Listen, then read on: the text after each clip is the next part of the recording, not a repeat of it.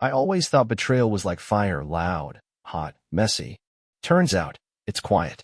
It slips through the cracks like cold air under a door. For 15 years, my wife and I had been building a life. A good one. Not perfect, but who is? We had routines, inside jokes, matching toothbrushes. And then one day, we stopped laughing. And we stopped talking too. We started fighting about nothing.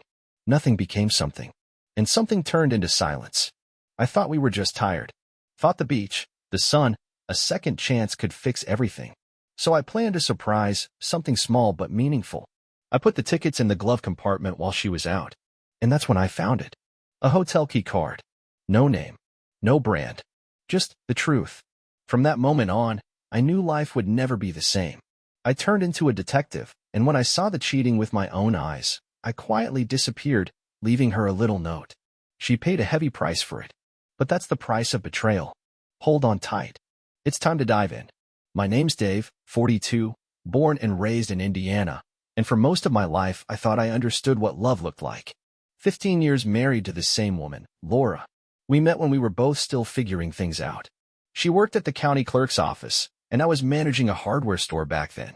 We were young, full of hope, and thought forever was a simple promise sealed with a ring and a white dress. Life had other plans. Now, don't get me wrong, we had a good run for a long time. Built a home together, made Sunday breakfast a thing, argued over how to load the dishwasher, then laughed about it 10 minutes later. She had this laugh, sort of a soft snort she tried to cover up, and for years, that laugh was the soundtrack of my world.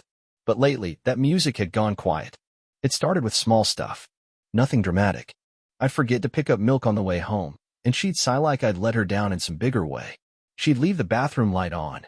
I'd grumble under my breath, and she'd pretend not to hear.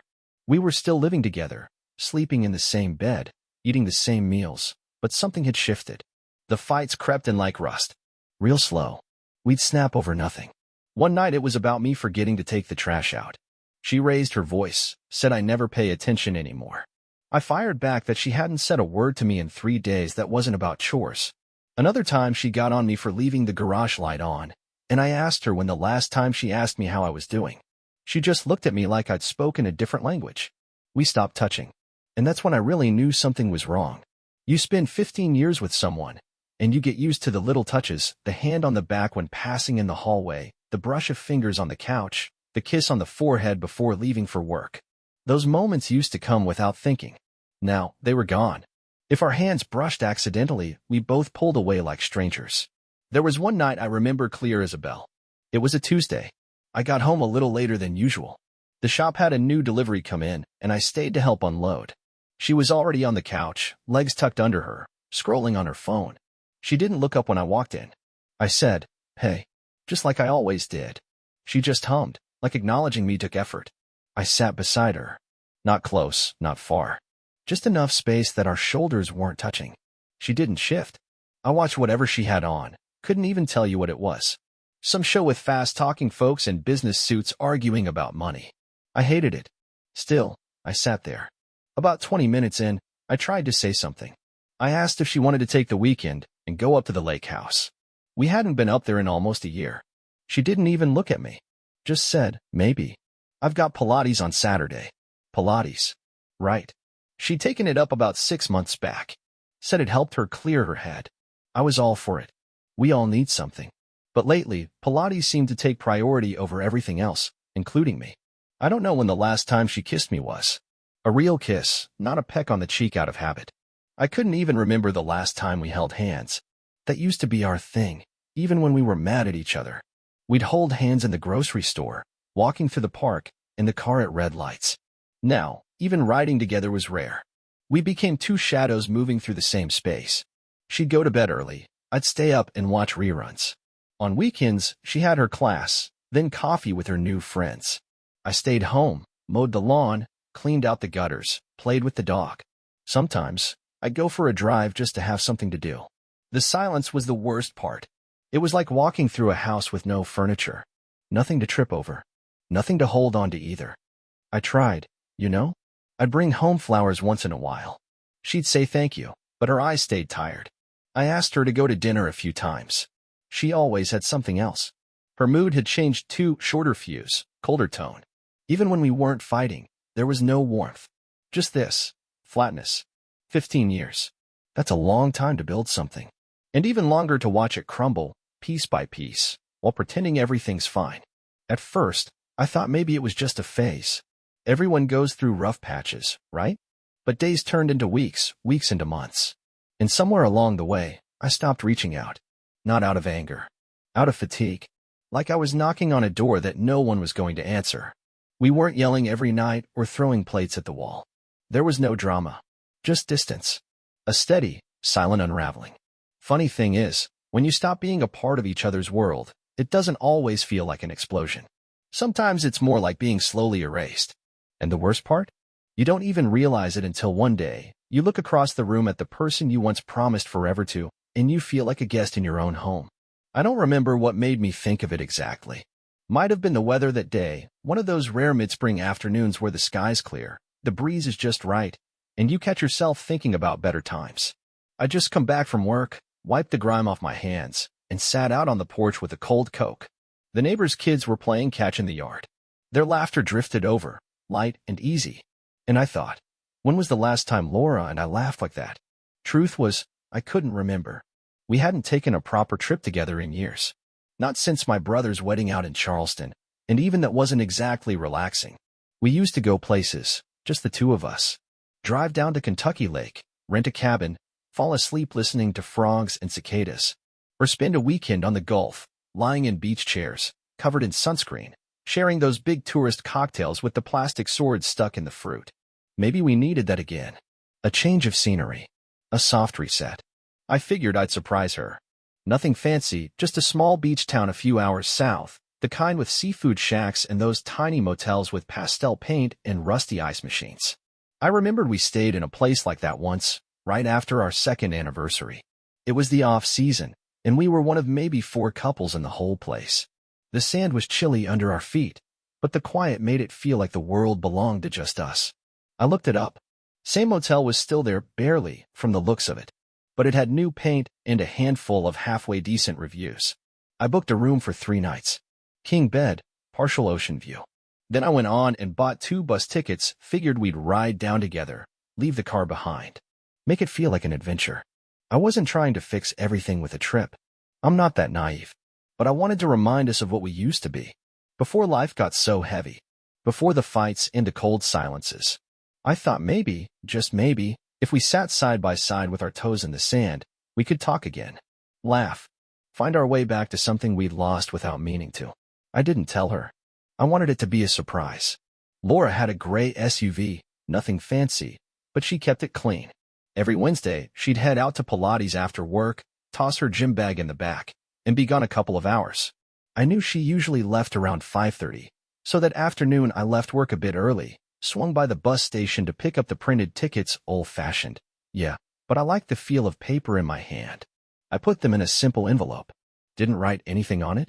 Just slid the folded schedule inside, along with a note I scribbled on a torn receipt. Just you and me, like old times. Saturday. Pack light. I'll bring the sunscreen. I smiled as I read it back. It wasn't poetry, but it was us. She always kept her glove box tidy, tissues, insurance papers, some napkins from Duncan. I figured I'd slide the envelope right on top, where she'd see it next time she opened it. Maybe it'd be the nudge we needed. Something to pull her out of that shell she'd crawled into. I walked out to the driveway. The sun had started its slow dip behind the neighbor's roof, painting the sky this deep orange. The wind had a bite to it, spring still waking up from winter. I pulled open the passenger side door and slid into her seat. Smelled like that lavender air freshener she liked, mixed with something faintly citrusy. She had a reusable water bottle in the cup holder, still half full. A hair tie looped around the gearshift. I opened the glove compartment, and that's when I saw it.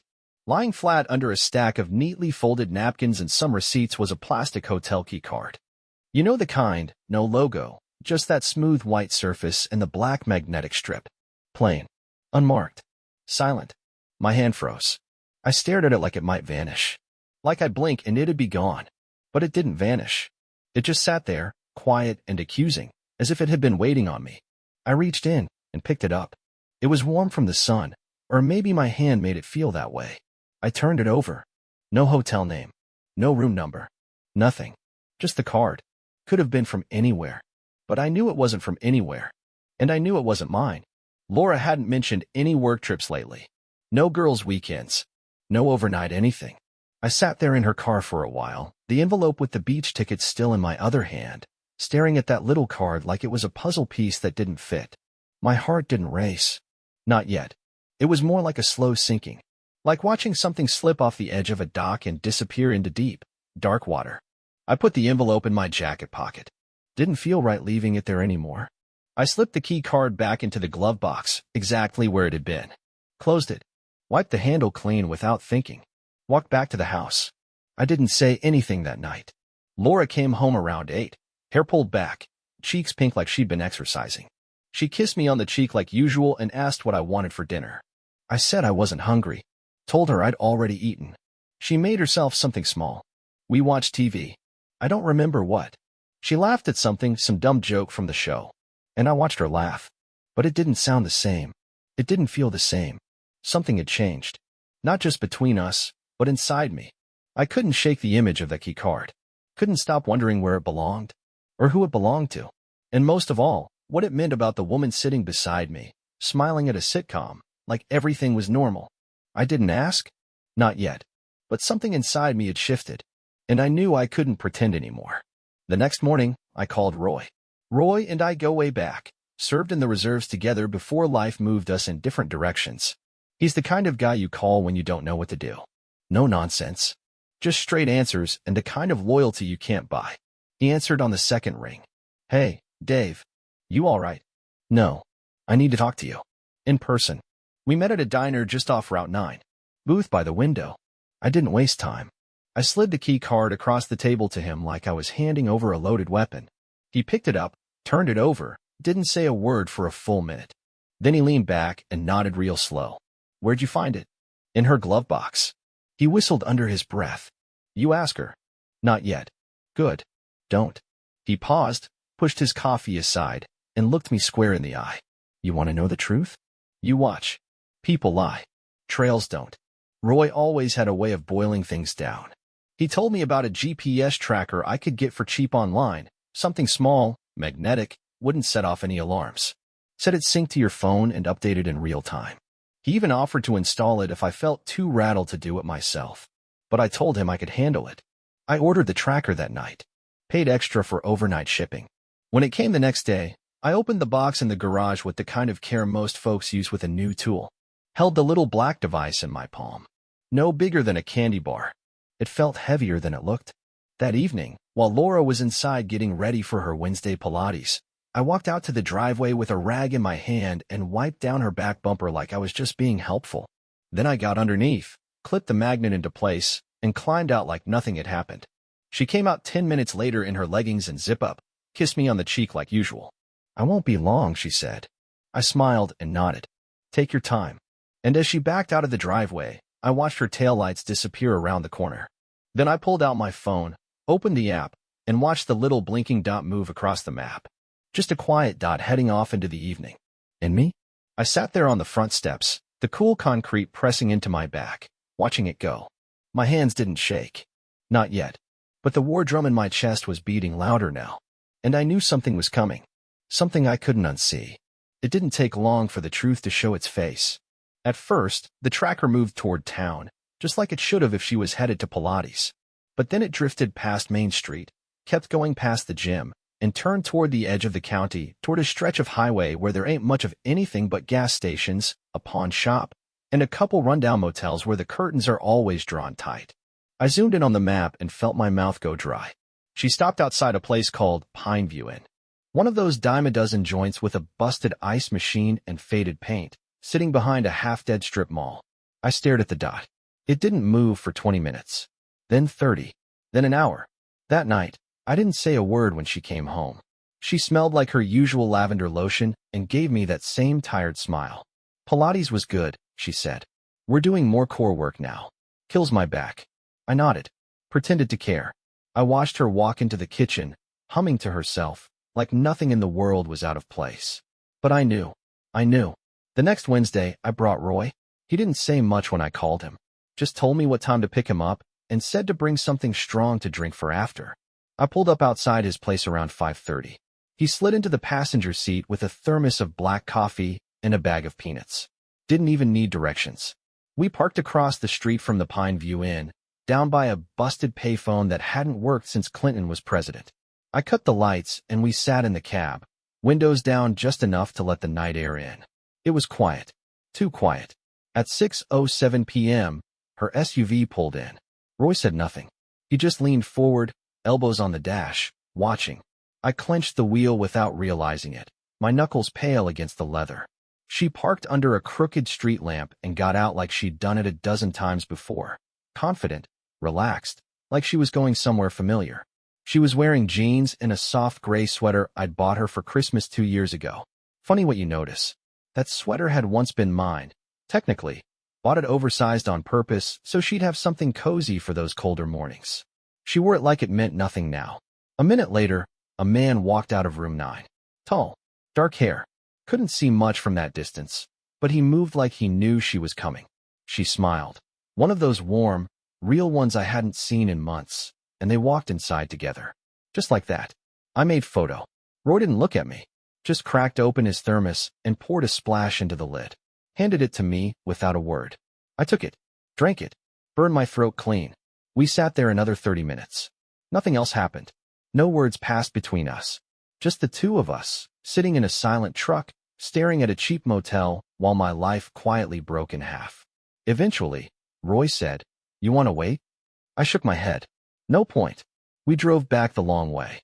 Took the back roads so I wouldn't have to see the gym she pretended to visit every week. The sun was dipping low, casting everything in a dull orange. My hands stayed on the wheel the whole time, but I couldn't feel them. I couldn't feel anything, really. I didn't cry. I didn't shout or slam the dashboard like they do in movies. I just sat there, numb, watching the road. My fingers wrapped tight around the steering wheel, holding on like it was the only thing left that made sense. Roy didn't offer advice. He knew me better than that. He just sat there, eating peanuts one by one, his eyes fixed on the horizon. And I just kept driving. Because deep down, I already knew what I had to do. I didn't say a word when I walked through the front door that night. The house was still. Lights were low. Laura had left one on in the kitchen, probably for me, like she always did. That little lamp on the counter gave off a warm yellow glow, like everything was normal. Like she hadn't just stepped out of a motel room with another man a few hours earlier. The dog lifted his head from his bed when I came in. Old Gus, too tired to bark, but loyal enough to watch my every move with those cloudy eyes. I bent down, rubbed behind his ears. He wagged his tail slow, like he knew something was off, but didn't know what. I didn't go looking for her. I didn't check the bedroom. I didn't need to. Wherever she was, whether still with him or on her way home from whatever lie she'd chosen that night, it didn't matter anymore. I walked down the hallway and into our bedroom, sat down at the edge of the bed, and stared at the floor for a while. 10, maybe 15 minutes. The silence was thick. You ever sit in a quiet house and realize how loud your own heartbeat can be? That was me, right then. Then I stood up, opened the closet, and pulled out my old duffel bag. Didn't grab much, just a few shirts, jeans, socks, my good boots. Packed my razor, toothbrush, flannel jacket. Left the nice watch she gave me last Christmas sitting in its box. Didn't want it. There was no rage in me. No yelling. Just a cold kind of calm. Like a snowstorm that already covered everything in white, and all you could do was watch it fall. In the kitchen, I pulled a piece of scrap paper from the drawer by the fridge. We used to leave notes for each other there. Grocery lists, reminders. I found a blue pen and wrote just one line. The price of betrayal is very high. I folded the paper once, set it in the center of the table, and weighed it down with the salt shaker. My wedding ring? I slid it off and placed it right on top. Then I grabbed my keys, patted Gus on the head one last time, and walked out the door. Didn't look back. Didn't lock it. Didn't care. Clay's place was a couple of hours away, out near the river bend where the cell signal fades and the world stops feeling so damn heavy. We've been friends since high school. He runs a bait shop now, spends more time fishing than talking, and lives in a one-room cabin he built with his own hands. He keeps a spare key under a rock by the porch. I'd helped him lay the concrete steps years ago, so I knew where to find it. I didn't call ahead. Didn't text. I just showed up. It was near midnight when I parked out front, headlights cutting across the gravel and weeds. The river hummed in the background, steady and low, like a lullaby from the earth itself. Clay's old boat was docked just off the bank, bobbing gently in the water. A lantern burned inside the cabin window. I knocked twice. He opened the door in his long johns, blinking like I'd pulled him out of a dream. "Told you you'd need this place someday," he said. No questions. No surprise in his voice. He stepped aside and let me in. The cabin was the same as always: pine walls, creaky floorboards, the smell of cedar and damp rope. I dropped my bag near the old recliner in the corner and sat down without saying much. Clay poured me a shot of bourbon, handed it over, and went back to bed like nothing needed explaining. That night, I didn't sleep much. I lay on the couch under a heavy wool blanket, listening to the crickets outside, the occasional splash of something in the water. My phone was in my bag, powered off. No alerts, no buzzing, no messages. Just quiet.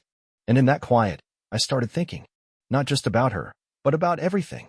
The years we spent building a life. The birthdays, holidays, lazy Sundays. The fights and makeups. The promises. All of it felt like furniture left behind in a house I no longer lived in. I tried to replay where it went wrong, what I missed, what I ignored. But every time I got close, my mind would shift away, like it was trying to protect me from my own memory. Out there, by the river, everything slowed down. You could feel the weight of time pressing on your shoulders. And in that slow, still space, I sat with the truth. The woman I loved wasn't the woman I came home to anymore. And the man I was, he didn't know how to fix what had already been broken. All I could do now was disappear and figure out who I was without her. 1 hour, 1 day, 1 river bend at a time. The first few days were quiet. I stayed at Clay's cabin and didn't go anywhere but down to the dock or out walking the woods. My phone stayed powered off, stuffed deep in my duffel under some old flannels. I didn't want it vibrating in my pocket or lighting up in the middle of the night. I didn't want her voice in my ear, not after everything. Clay didn't push me to talk. He'd just pass me a beer in the evenings, and we'd sit on the porch, listening to the crickets and the splash of fish jumping in the dark. He'd nod sometimes, like he understood things I hadn't even said yet. I knew she was looking for me. Roy texted once from a burner phone he kept for side work. Just said, "She's asking questions." I said, "I don't know a thing. You good?" I didn't reply, but I knew he had my back. He always did. From what Roy later told me, she'd gone into full panic mode. Started with calls to my cell, probably a dozen the first day. Then texts. Then emails. Then she started calling friends, Mike from the hardware store, my cousin Gary, even Roy's wife. She spun a soft version of it, said we'd had a fight, that she just wanted to make things right. But none of them gave her what she wanted, because I didn't want to be found. After a week of watching the river and going half crazy with my own thoughts, I knew it was time to take the next step. So I turned the phone on, just long enough to pull the photos from that night. I'd taken them with the zoom on my old work phone. Laura and the man stepping into room 9, her hand brushing his arm, that gray sweater I gave her clinging to her shoulders like it didn't belong to me anymore. I copied the pictures to a flash drive, powered the phone off again. Then I made the drive into town. I'd called ahead and set an appointment with a lawyer named Jenkins. Guy had a reputation for being calm, sharp, and quiet, which is all I wanted. I showed up wearing my old denim jacket, feeling like I'd aged 10 years in a week. His office was plain. Brown carpet. Faded flag in the corner. A coffee machine that made more noise than coffee. He offered me a cup. I said no. We sat at a low desk, and he clicked his pen like he'd done it 1,000 times. "You sure you're ready to do this?" he asked. I pulled the flash drive from my pocket, set it on the desk. I've never been more sure of anything. He didn't ask questions. Didn't need to. He plugged in the drive, clicked through the photos, nodded once, and got to work. Took 2 weeks. 2 long, quiet weeks where I stayed off-grid. The wind off the river turned colder, and Clay loaned me one of his heavier coats. We'd talk now and then, about nothing mostly. Fishing, weather, old memories. But when it came to Laura, he gave me space. When the papers were ready, Jenkins sent them to her by courier. Direct. No warning. From what I heard later, she crumpled when she saw the man walk up with the envelope. Called Roy 10 times in a row. Cried on the porch. Locked herself in our bedroom for hours. I imagined her sitting on the edge of the bed, looking at the ring I left on the table, the note still folded under the salt shaker. I wondered if she read it once or 100 times. Wondered if she understood what it meant. But I didn't feel satisfaction. I felt hollow. It's strange, the way loss feels when you see it coming. It doesn't slam into you like a car crash. It leaks into you, slow and steady, until you're drowning and didn't even notice the water rising.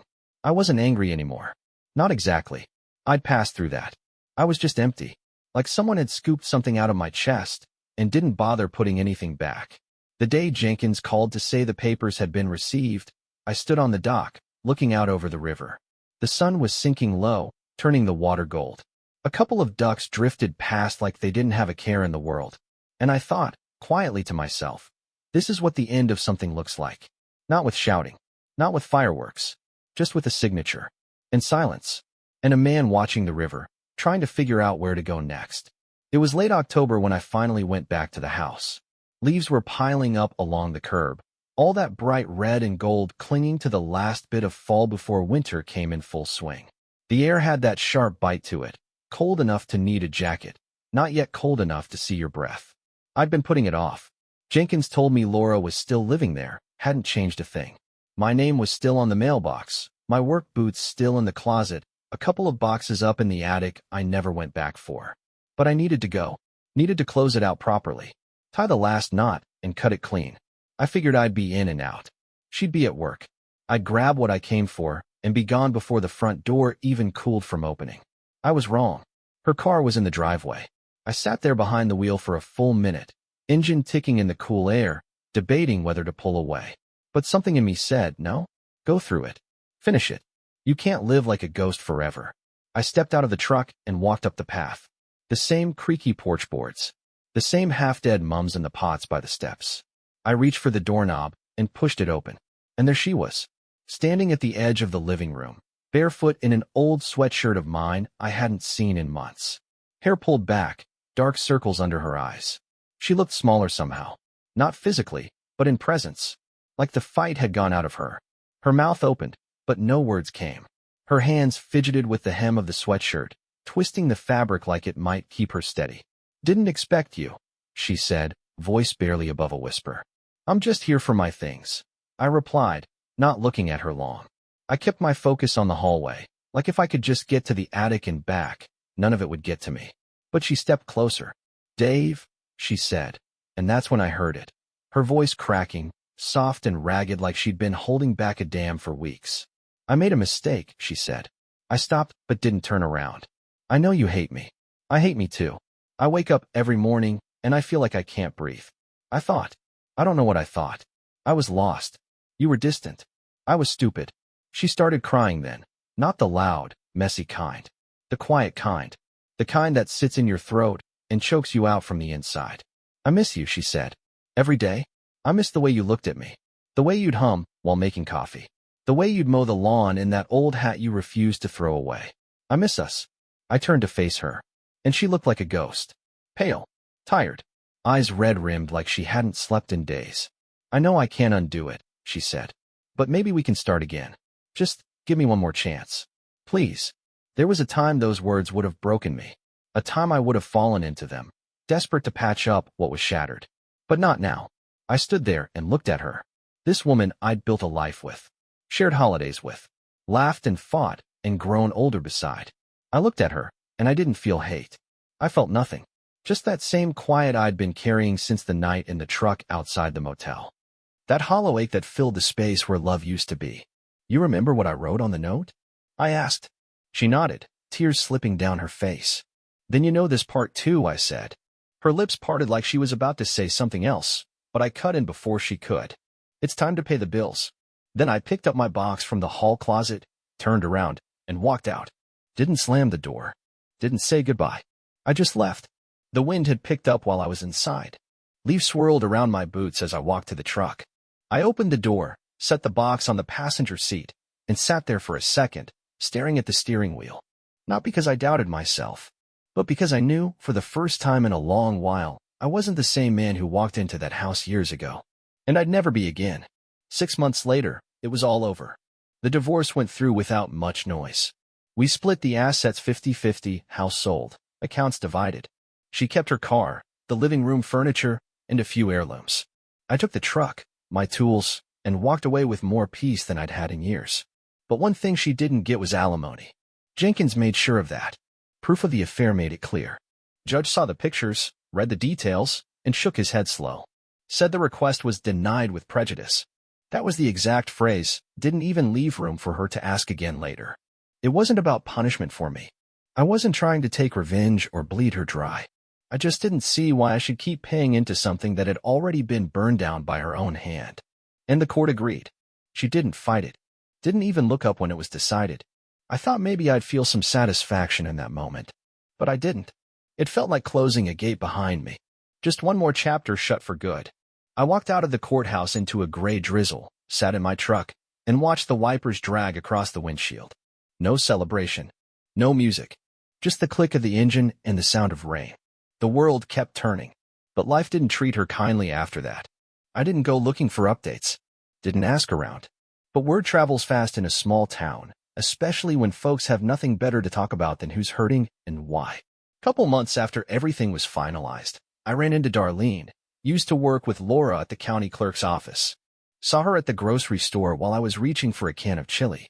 She looked at me, hesitated, then said, "You heard about Laura?" I told her no. "She's not doing great," she said. "Real thin. Doesn't come in much. Looks like she's aged 10 years and 3 months." I nodded and said something polite, but the word stuck.